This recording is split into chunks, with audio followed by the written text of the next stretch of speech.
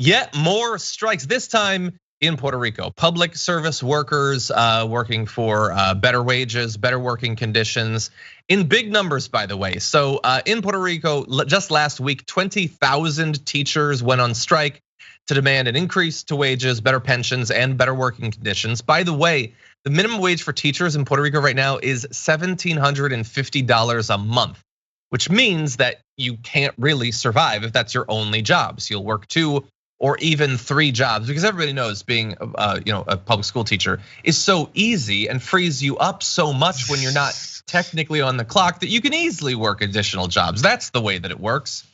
Anyway, let me give you some background information about this strike before we get into some of our commentary. Frustrated by years of low wages and high utility rates, and now also by rising consumer prices and housing costs, it is a huge financial crunch there. Government employees led by teachers have been pressuring the governor to find ways around the annual budget set by a federally appointed fiscal board that has overseen Puerto Rico's finances since 2016. So what we're effectively seeing here is coming out of the crisis that they had, we had this system of sort of enforced austerity with minimal accommodations to workers that was put into place. There, workers accepted lower wages in exchange for higher benefits. Those benefits largely have already diminished or were taken away during all of the chaos that's happened financially, leaving them in a very difficult situation. And by the way, one of the things, the news events sort of crystallized this recently, was that there was a teacher who died on February 1st in a car crash as he was leaving his night job as a security guard. He is thought to have fallen asleep from the exhaustion of working 3 jobs. So Woz, the overall financial situation for these teachers is very rough. But then on top of it, this death, I can see how that could spur this collective action. What do you think? I mean, of course, when you think about teachers, particularly public school teachers who generally speaking have the least resources as far as what they have on hand to do their jobs, and they end up doing the most amount of tasks, right?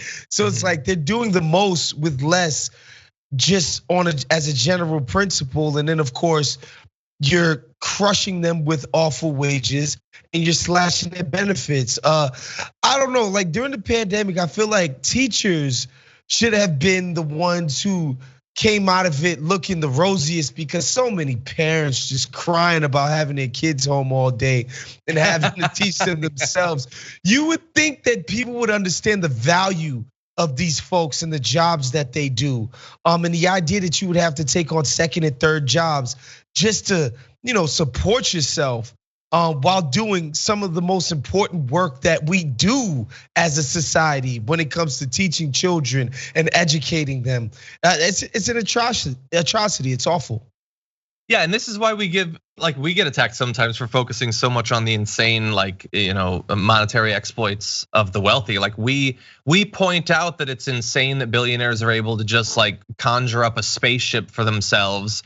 And bridges have to be dismantled so Bezos can get his Uber yacht out to the ocean. Like we point out that we have a system that produces certain outcomes. Some for the rich, Elon Musk getting away with absolute murder, and then for people who are toiling every day, crunched to the point where you might die from how overworked you are. We want to reconfigure the system to produce a little bit more equity than we have right now. And the only way that it's going to happen is through working for better political representation, and at the same time, regardless of whether you get that or not, organizing collectively. And so we've seen a lot of that.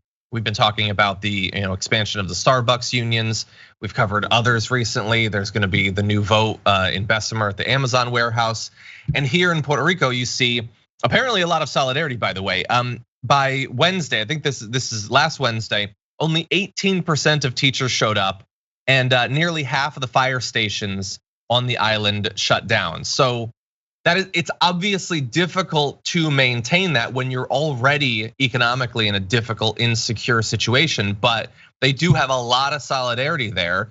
And if anything is going to break through to the government and get them to reconsider the financial relationship they have with these public employees, this seems like it's the thing that might work. Any other thoughts? Yeah, oftentimes labor agitation or labor militancy is the only thing that yields results. We see it time and time and time again. It's not gonna be budget surpluses. It's not, or in other in the private sector. It's not going to be record-setting profits that get the powers that be to fall in line and act right. It's going to literally have to be the workforce taking it to these fools and explaining to them that, look, like, we perform very important tasks. These aren't menial jobs. These are important jobs. And if we don't show up to work, that's a damn problem. And so y'all need to get y'all act together and compensate us. And we've seen it across the board. It's the only thing that's been yielding results.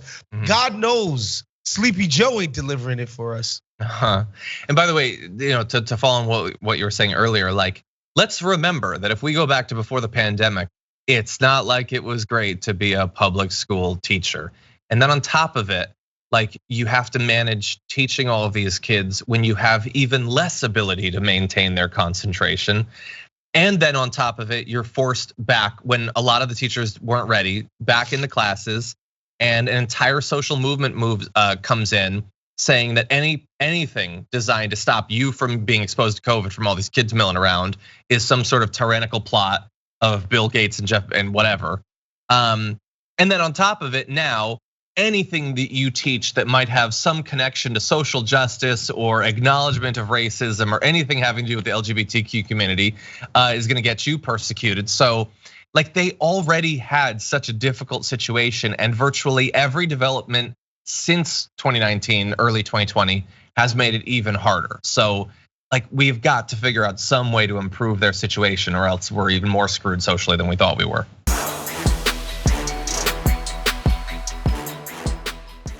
Check out the Damage Report podcast each day, wherever you get your podcasts, whether Pocket Casts or Stitcher or iTunes. You can join me as I give you the news and stories you want, with a range of co-hosts and interview guests jumping in on the fun each day. Again, that's the Damage Report, wherever you get your podcasts. And if you get them at iTunes, don't forget to rate and review. Sometimes I'll read them live on the show.